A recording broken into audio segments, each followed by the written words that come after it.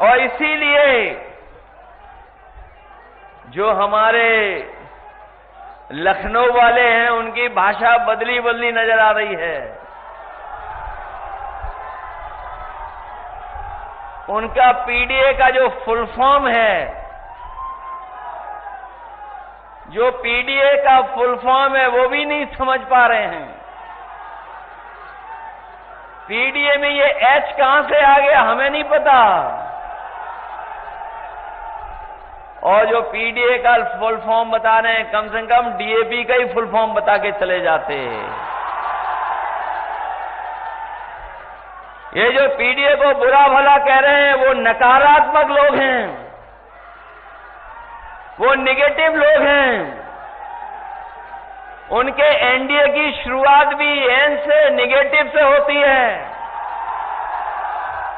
और जो हमें और आपको माफिया कहते हैं, गुंडा कहते हैं, बदमाश कहते हैं, मुझे तो लगता है कि जब वो घर से निकलते होंगे तो कभी आईना नहीं देखते होंगे।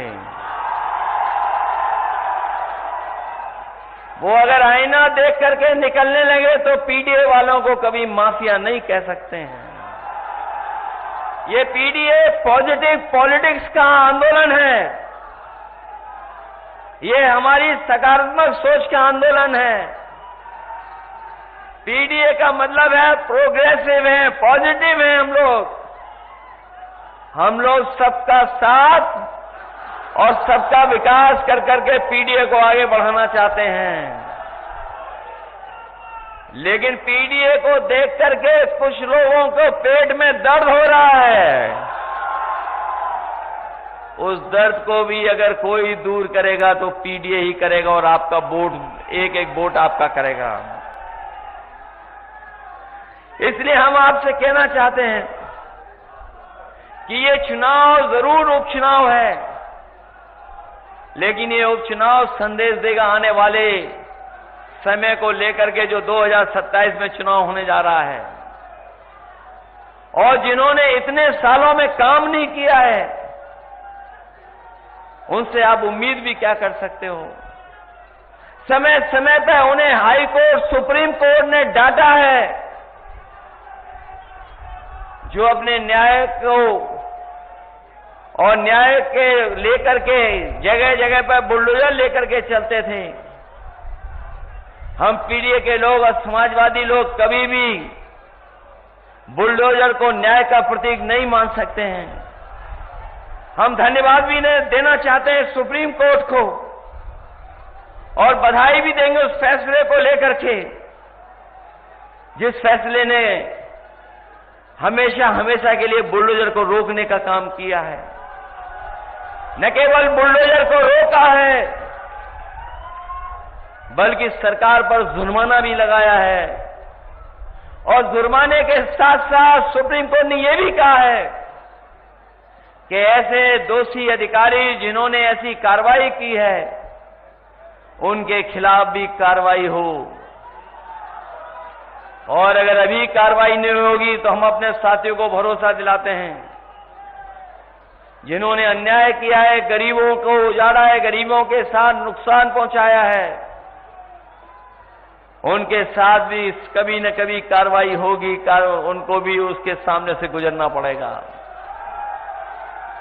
ये जो दोषी लोग हैं, जब से सुप्रीम कोर्ट का ऑर्डर आया है बहुत से अधिकारियों में सुधार अपने आप आ गया है, और सुधार आना शुरू हो गया है। ऊपर से तो दिखाई देंगे आपके खिलाफ, लेकिन अंदर ही अंदर आपका भी साथ दे रहे हैं, अंदर ही अंदर साथ दे रहे हैं, क्योंकि वो ये जानते हैं ये सरकार अब चलने वाली नहीं है, ये सरकार जाने वाली है। और आप देख लेना महाराष्ट्र का परिणाम जो भी आएगा, उत्तर प्रदेश के मुख्यमंत्री उसके बाद बचेंगे नहीं, उनकी कुर्सी नहीं बचने वाली।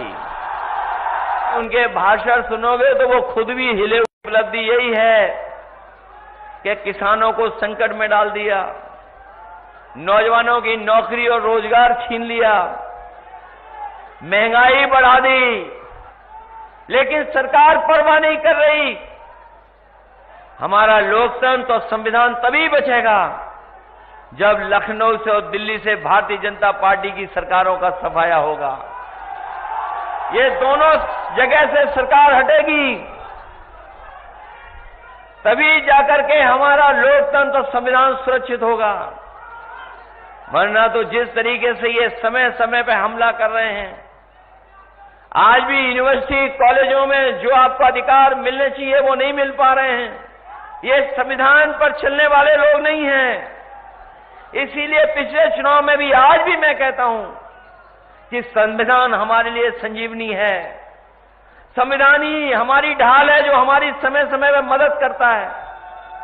संविधान ही हमें सुरक्षा देता है, संविधान ही हमें शक्ति देता है और संविधान ही हमारा रक्षा कवच बनकर के हमारी समय समय पर मदद करता है। ये वही संविधान है जो बाबा साहब भीमराव अम्बेडकर जी ने दे करके हमारे आपके अधिकारों को सुरक्षित बनाने का काम किया है। और मैं कहना चाहता हूं कि संविधान और हमारा पीडीए की लड़ाई लगातार चलती रहेगी जब तक हम लोगों को सम्मान नहीं मिलेगा, हक हमें नहीं मिलेगा। लगातार हम लोग इसी रास्ते पर चलते रहेंगे। मैं आपसे कहना चाहता हूं कि अगर एक बार रोकें तो दोबारा आप लोग वोट डालने जाना, अगर दूसरी बार भी रोकें तो तीसरी बार भी जाना, लेकिन अपना वोट डाल करके जरूर आना। वोट डालने जाओगे आप लोग, सब लोग, और अगर ये रोकें तो रुक तो नहीं जाओगे। प्रयागराज के नौजवानों ने ये संदेश दे दिया है और जो आंदोलनकारियों ने एकदम संदेश साफ कर दिया है और जो माहौल बना है वो योगी बनाम प्रतियोगी माहौल बन गया है। अगर हम आंकड़े देखेंगे एनसीआरबी के तो सबसे ज्यादा असुरक्षित अगर कहीं महिलाएं और बेटियां हैं तो वो उत्तर प्रदेश में, वो भी बीजेपी की सरकार में। ये नारा अंग्रेजों का था, डिवाइड एंड रूल। ये नारा अब चलने वाला नहीं है। इस नारे को सब समझ गए हैं। इसलिए हम कहना चाहते हैं कि अंग्रेज तो चले गए, लेकिन उनके वचनवंशी और विचारवंशी आज भी हमारे आपके बीच में हैं, जो बांटना चाहते हैं। पीडीए जोड़ना चाहता है। हम जोड़ करके इनको हराने का काम करेंगे।